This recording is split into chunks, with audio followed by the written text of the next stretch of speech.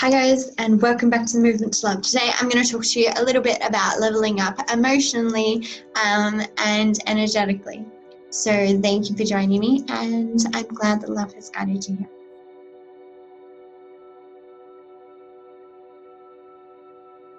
So I'm trained in self-directed healing, which was founded by Claire Besley at Inspirited Solutions, and I've learned a lot from it, and my mission is to help other people learn more about the different emotions in their body and the emotional body, and helping them identify the limiting beliefs that they have about themselves in order to polarize it and help you move into a more loving vibration for yourself and reaching your truest potential.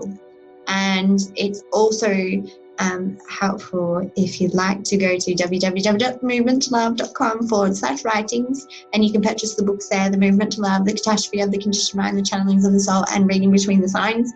And they might help you also bring awareness into your consciousness and how you can upgrade yourself and looking at society from a different point of view, and the different dimensions within and without, and helping you identify them in your everyday life.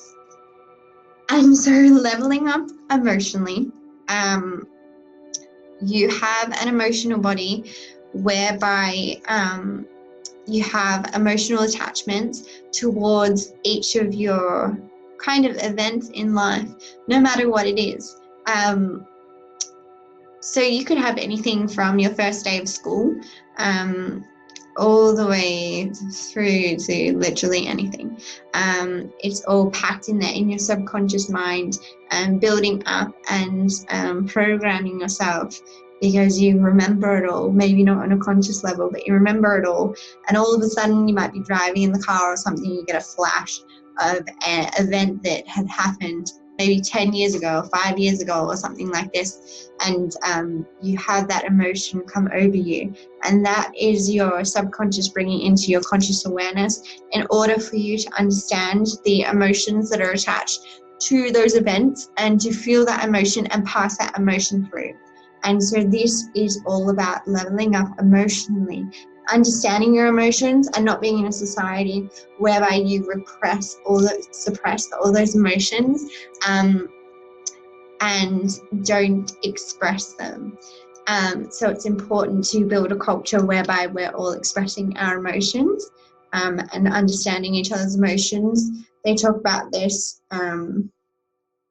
in the early years learning framework, whereby children are naturally empathic towards each other, and building that empathic nature, and that it's important to all the way up until 8 years old. It's in the framework, and so it's important to nurture this natural kind of process that we have, and yet we shut it off because we don't want to feel other people's emotions, only because we don't want to feel our own. Because each person that is manifested into your conscious awareness around you, the quantum realm, you have literally manifested it as you're a part of the universe, and the universe is a part of you, and you've manifested it into your universe, so into your reality, your 3D reality around. I talk about the different dimensions in my book.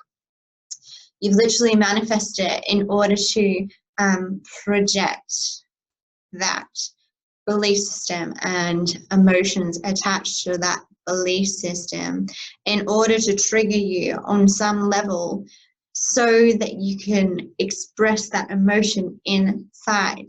And I can give you a beautiful example. I had this the other day, and I was teaching, and a little girl told me that I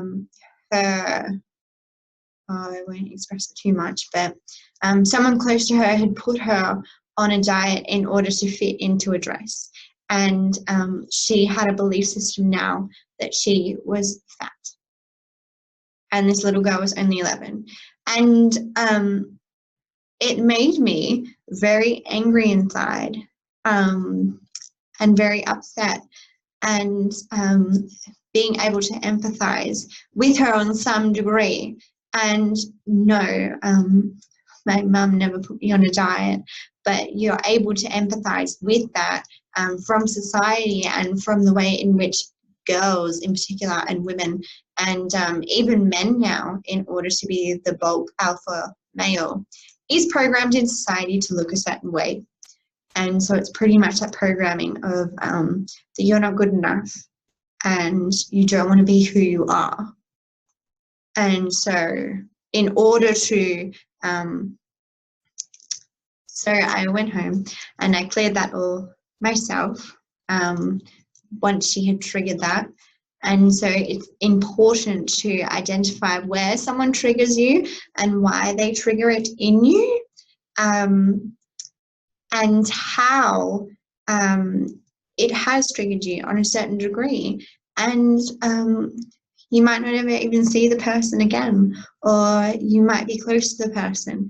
It doesn't necessarily matter. It just means that it has been projected from your subconscious into your conscious awareness, so that you can see and feel that emotion inside, to make you more empathic and make you more aware of your own soul underneath all those emotions, and realizing what you need to do in society and in your life, in your dharma, fulfilling your dharma.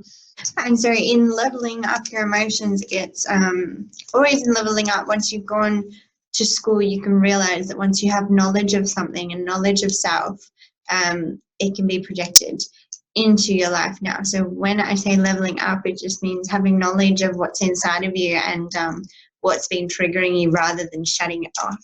And so if you would like to book an appointment with me, you can email me at themovementtolove@gmail.com, and becoming aware of your emotional body and the emotions having energetic frequencies towards them, and raising your consciousness.